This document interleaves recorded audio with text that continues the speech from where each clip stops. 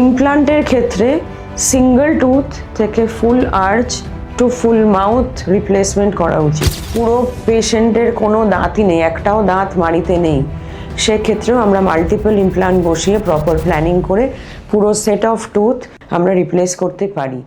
তো বয়স্কদের ক্ষেত্রে ইমপ্লান্ট বেশিভাবে করা উচিত এবং প্রয়োজনীয়তা হয়ে থাকে।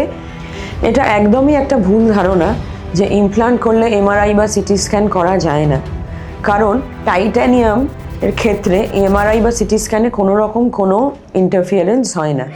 আজ আমরা এমন একটি প্রশ্নের উত্তর খুঁজব যা প্রত্যেক রোগীর মুখেই শোনা যায়। নমস্কার, আমি স্নেহা, আপনাদের সকলকে স্বাগত জানাই হেলথ আম্পায়ারে, যেখানে স্বাস্থ্য পায় সঠিক রায়।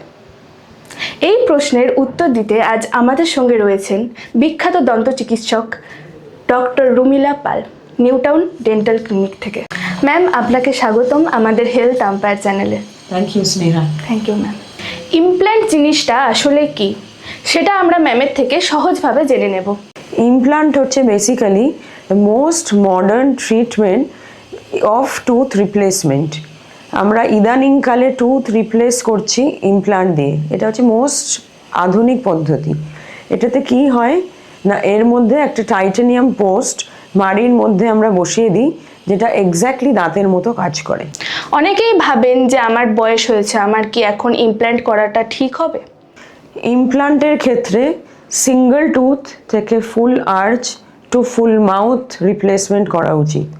মানে ধরো একটা দাঁত তোলা হলো, সেই দাঁতটা ফাঁকা আছে, সেই দাঁতেও যেরকম সেই দাঁতের স্পেসেও যেরকম বসিয়ে ইমপ্লান্ট বসিয়ে দাঁত দেওয়া যায়, সেক্ষেত্রে মাল্টিপল দাঁত যদি না থাকে সেক্ষেত্রেও ইমপ্লান্ট বসিয়ে পুরো long section of the tooth replace করা যায়।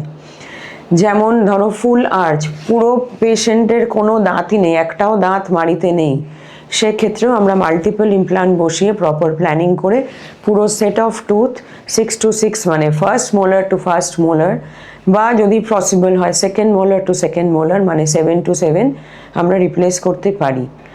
আর যে ক্ষেত্রে আমরা ধরো অন্য ট্রিটমেন্ট অপশানে একদমই যেতে পারি না, অনেকেই বলবে যে সিঙ্গেল টুথে তো আমরা ব্রিজেও যেতে পারি, ব্রিজও করতে পারি। যে ক্ষেত্রে আমরা অন্য কোনো ট্রিটমেন্টে যেতে পারি না, মানে ধরো ব্রিজ বা ক্রাউনে যেতে পারি না, সেটা হলো যখন পেছনের কোনো সাপোর্টিং টুথ থাকে না, শুধু সামনে অবধি দাঁত আছে, মানে পেছনের চোয়ালের দাঁত বা মেন কষের দাঁত, যেটা দিয়ে মেনলি আমরা খাবার চিউ করে খাই, সেই দাঁত যখন মিসিং থাকে, implant is a very good option যেখানে আমরা রিপ্লেস করতে পারি। ইমপ্ল্যান্টের অনেকগুলি মিথস আছে। এমআরআই বা সিটি স্ক্যান করা যায় কিনা ইমপ্ল্যান্ট করলে, এটা ম্যামের থেকে জেনে নেব। দেখুন, খুব কম বয়সী পেশেন্টদের দাঁত নেই, এই সিচুয়েশনটাই খুব রেয়ার। হয়তো একটা দাঁত নেই বা একটা দাঁত তোলা হয়েছে, খুব কম নাম্বার অফ টুথ তাদের নেই। তো মেন বয়স্কদেরই দাঁত বসানোর রিকোয়ারমেন্টটা থাকে, যে অনেক বয়স হয়ে গেছে। আগে তো জেনারেলি ধরুন আরসিটি যখন অতটা প্রচলিত ছিল না, বেশিরভাগ দাঁতই তাদের হয়তো বয়সকালে তুলে দেওয়া হয়েছে। তো তা বলে কি তারা সুস্থভাবে খাওয়া দাওয়া করবে না? তা তো নয়।